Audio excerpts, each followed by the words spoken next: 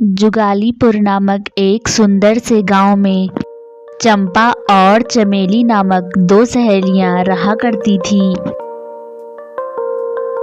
जहां चंपा गांव में पली बड़ी थी, वहीं चमेली शहर की एकदम मॉडर्न लड़की थी। परंतु चमेली जब से शहर से वापस आई थी, तभी से गांव में दोनों की खूब बदनामी हो रही थी। बहन, अपनी चंपा उस चमेली के साथ सारे गांव में घूमती फिरती रहे, दोनों जरा भी शर्म नहीं खाती। भगवान ही बचाए इस चमेली से, कपड़े पहनने का ढंग तो है नहीं। देखना, ये एक दिन चंपा को भी बिगाड़ ही देगी। अरे छोड़ो बहन, संस्कार ही ऐसे हैं तो क्या किया जाए। इस तरह चमेली अपने पहनावे के कारण सारे गांव वालों की आंखों में हमेशा खटकती रहती थी, और साथ में चंपा भी। एक दिन चंपा और चमेली ने देखा, गांव की काकी अपने ससुर से, सुनो बुढ़ऊ, अपनी रोटी पानी की व्यवस्था खुद ही कर लो। अब मैं अपना परिवार देखूं या तुम्हारा बोझ उठाती फिरूं। सुबह हुई नहीं कि खाना मांगने लग जाते हो। अरे भगवान ने सलामत हाथ पैर दिए हैं, खुद नहीं बना सकते। चमेली को यह सब देखकर बहुत हैरानी होती है। वह चंपा से पूछती है,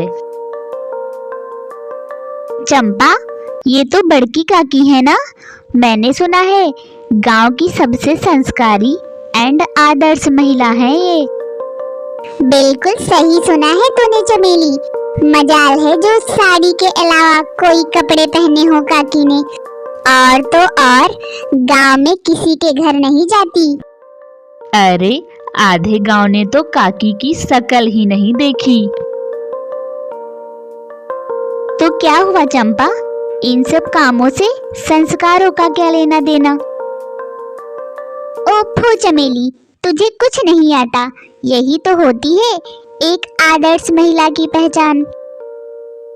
चमेली हैरान होते हुए बोली,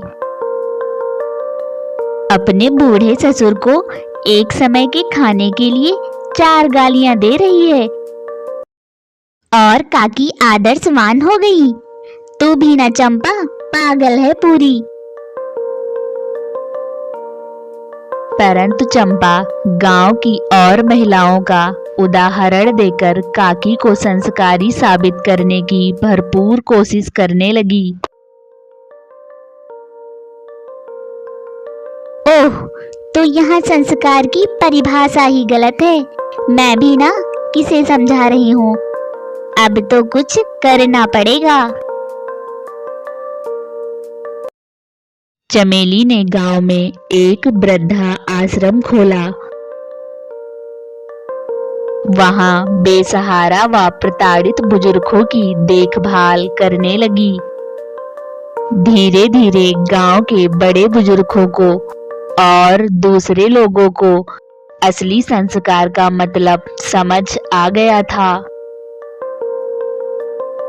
आज समझ आया बिटिया, संस्कार पहनावे में नहीं, कर्मों में होते हैं। प्लीज दोस्तों, स्टोरी को लाइक करो, सब्सक्राइब करो एंड शेयर करो।